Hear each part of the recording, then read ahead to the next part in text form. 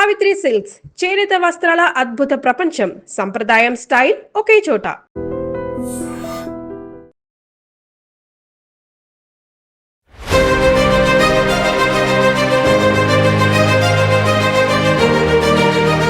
Phone కొట్టేస్తారు, ఖాతా కొల్లగొట్టేస్తారు. జాగ్రత్త. సైబర్ నేరగాళ్లు కొత్త పంతాల్లో నేరాలు చేస్తున్నారు. అమాయకులు నిరికించి అందిన కాటికి దోచేస్తున్నారు. సైబర్ నేరగాళ్లు కొట్టేసిన డబ్బును దారి మళ్లించేందుకు మ్యూల్ ఖాతాలను వాడుకుంటున్నారు. దోచుకున్న డబ్బును ఫస్ట్ ఈ ఖాతాల్లోకి అక్కడి నుంచి వేరే ఖాతాల్లోకి పంపించి డ్రా చేసుకుంటున్నారు. లేదంటే క్రిప్టో కరెన్సీగా మార్చి విదేశాలకు మళ్లిస్తున్నారు. బాధితులు ఫిర్యాదు చేయగానే వారి ఖాతాల నుంచి డబ్బులు ఎవరి ఖాతాల్లోకి వెళ్ళింది గుర్తించి ఆ ఖాతాదారులపై పోలీసులు కేసు నమోదు చేస్తున్నారు. దీంతో ఖాతాలు సమకూర్చుకోవడం సైబర్ నేరగాళ్లకు కష్టమై కొత్త ఎత్తుగడ వేస్తున్నారు. దీనికి ఈజీగా ఫోన్లు కొట్టేసి వాటిలో ఉన్న యూపీఐ ఖాతాలను సైబర్ నేరగాళ్లు వాడుకుంటున్నారు. ఇటీవల హైదరాబాద్ వనస్థలిపురం ప్రాంతానికి చెందిన మాజీ ప్రభుత్వ ఉద్యోగికి పోలీసులు ఫోన్ చేశారు.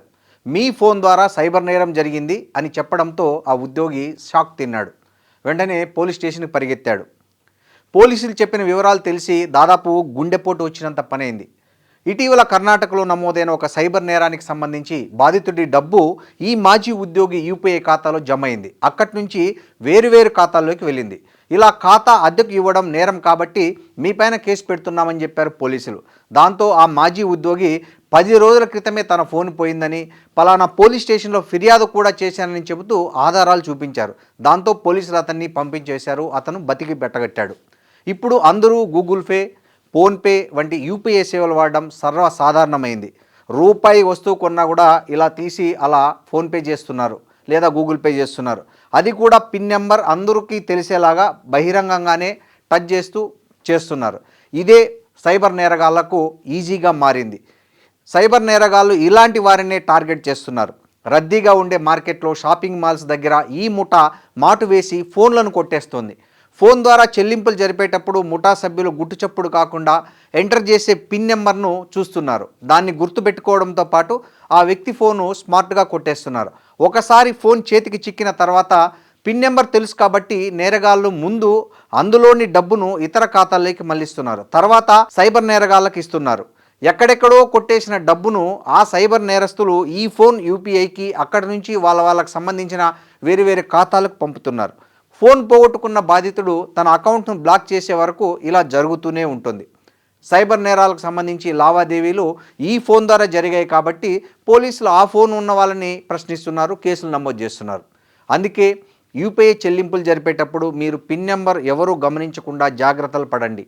ఒకవేళ మీ ఫోను థెఫ్ట్ అయితే వెంటనే సంబంధిత బ్యాంకును సంప్రదించి మీ అకౌంట్ను ఫస్ట్ బ్లాక్ చేయించండి. ఆన్లైన్లో లావాదేవీలకు సంబంధించి వీలైనంత తక్కువ మొత్తాన్ని మీరు పర్మిట్గా పెట్టుకోండి మీ యూపీఐలో. అవసరమైనప్పుడు అప్పటికప్పుడు దాన్ని పెంచుకునే వెసులుబాటు ఉంది కాబట్టి ఇది ఉపయోగపడుతుంది. ఇలా తక్కువ పరిమితి పెట్టుకుంటే నేరస్తులు అంతకు మించి బదిలీ చేయలేరు. అన్నిటికంటే ముఖ్యమైనది ఫోన్ పోయిన వెంటనే మీరు దగ్గరలోని పోలీస్ స్టేషన్కి వెళ్ళి ఫిర్యాదు చేయండి. ఆలస్యం చేస్తున్న కొద్దీ మీరే ఇబ్బందులు పడాల్సి వస్తుంది. ఇలాంటి నేరస్తుల బారిన పడకూడదంటే అప్రమత్తతే అసలు చిట్కా. And for more videos, please subscribe to iDream. Please subscribe to iDream. Please subscribe iDream. And please subscribe to iDream. For more videos, subscribe to iDream. please like, share and subscribe to the channel. Congratulations, iDream. Subscribe to iDream. Subscribe to iDream. So subscribe to iDream Media. iDream team andarki huge congratulations. Please subscribe iDream Media. Please subscribe to iDream. Subscribe iDream. Please subscribe to iDream. iDream అంటే నా కళల ఛానల్ను subscribe చేసుకున్న నోరు తిరుగుతలేదు. మీరైతే గంట గుర్తు కొట్టండి. For more such videos, please subscribe to iDream. Subscribe to iDream. Please subscribe to iDream. Please subscribe iDream Media. Please do subscribe to iDream. Please subscribe to iDream Media. For best entertainment and information, please subscribe iDream. And don't forget to subscribe to iDream.